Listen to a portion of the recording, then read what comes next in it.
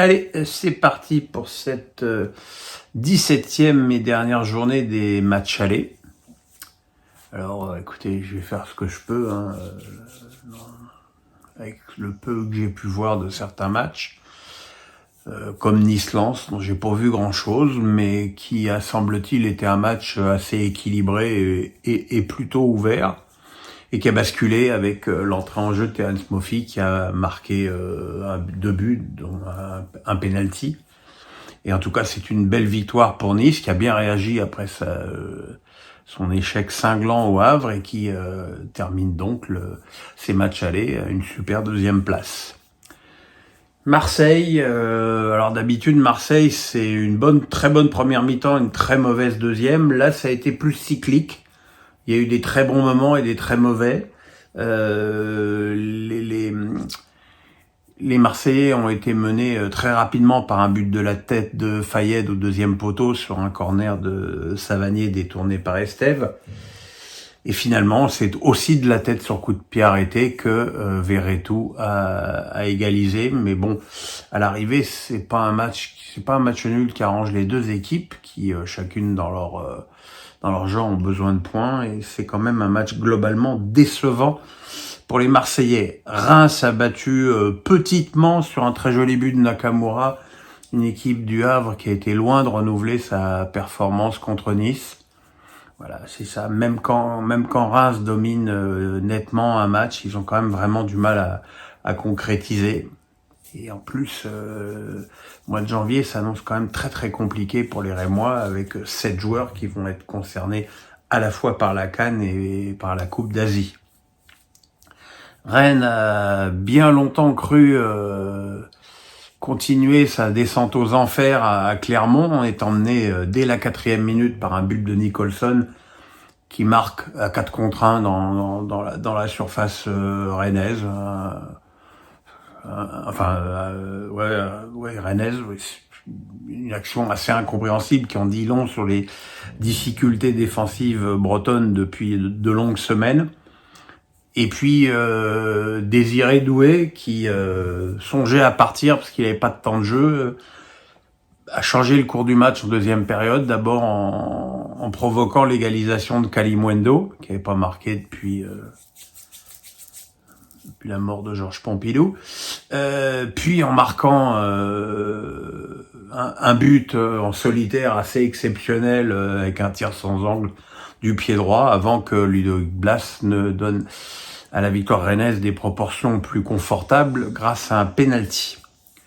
Lyon a signé sa 3e victoire consécutive en battant Nantes, avec un match qui a été surtout marqué longtemps par la trouille des deux équipes.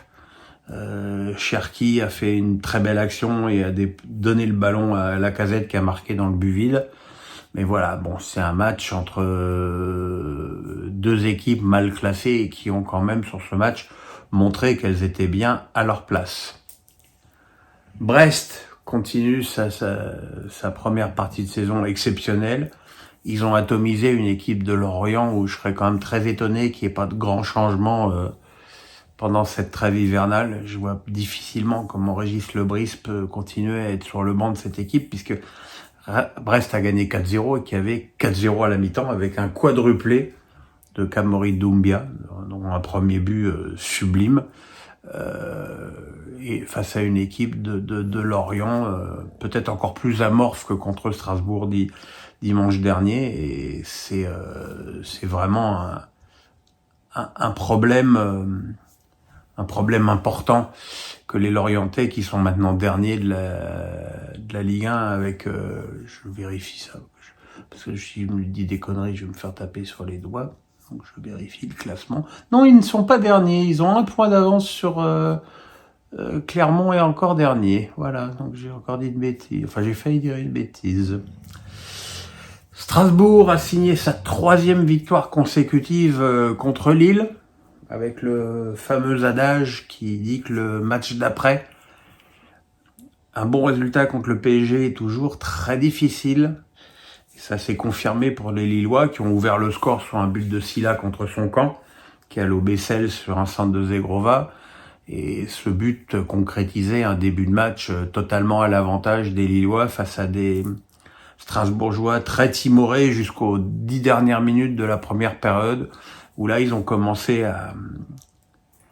où les Strasbourgeois ont commencé à pousser. Sissoko, qui a beaucoup changé l'équipe depuis qu'il est titulaire, a offert l'égalisation à Emega. Alors Emega ou Yoro contre son camp, il y a deux écoles, on verra ce que la Ligue décidera, c'est pas très important, ça fait but.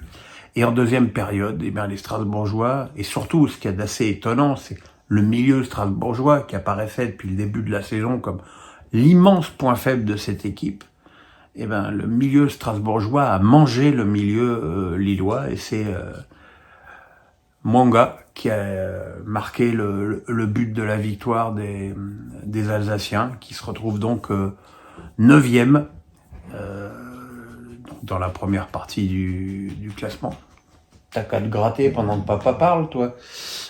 Merci, Joey.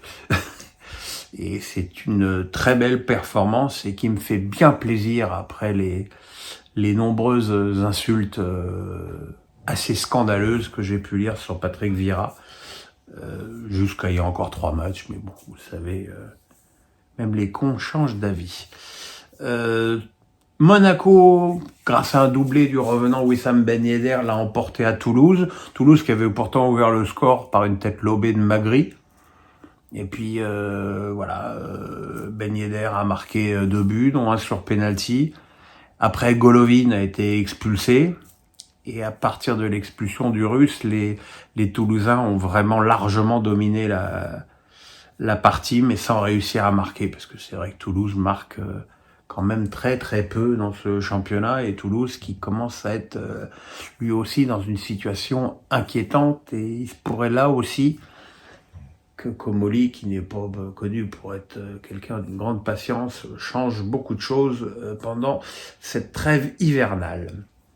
Enfin, le PSG a battu Metz 3-1 au cours d'un match absolument inintéressant.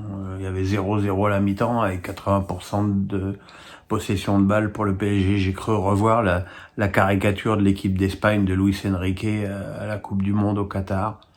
C'est-à-dire, t'as le ballon tout le temps, mais tu te crées même pas d'occasion. Forcément, il n'y a pas de profondeur. En plus, comme il avait eu la bonne idée de jouer avec trois défenseurs centraux, et donc de se priver de ses ailes et surtout d'Hakimi, ben voilà, pas beaucoup d'occasions. Finalement, c'est Kangli qui a pu offrir l'ouverture du score à Vitinha. Vitinha qui a quand même fait une très très belle première partie de saison, qui contraste beaucoup avec le joueur extrêmement médiocre qu'il était l'année dernière. Et puis Mbappé, pour son 25e anniversaire, a marqué 2 buts. Le premier d'une frappe enroulée de 20 mètres, magnifique. Et le deuxième sur une mauvaise relance de Ndoram, où il a pu aller dribbler tranquillement Oukidja. Alors, je sais que Mbappé alimente beaucoup les débats ces derniers temps. Je sais que les stats ne veulent pas tout dire, mais bon, un attaquant qui a mis 18 buts lors des matchs allés, si on multiplie juste ça par 2, ça fait une saison à 36 buts. Moi, des gros nuls comme lui, j'en veux tous les jours. Voilà, mes petits amis. Qu'est-ce qui va se passer en fin de semaine? Vendredi, je vous donnerai mon équipe type des matchs allés. Hein, juste une équipe A, je vais pas faire une équipe B. Parce que vous verrez, pour un poste, il a été compliqué même de faire une équipe A. Et puis, lundi, face à Pierrot. Et puis après, on ira manger la dinde, les marrons, la bûche, la guirlande et les boules. Le pouce, on s'abonne. Ciao!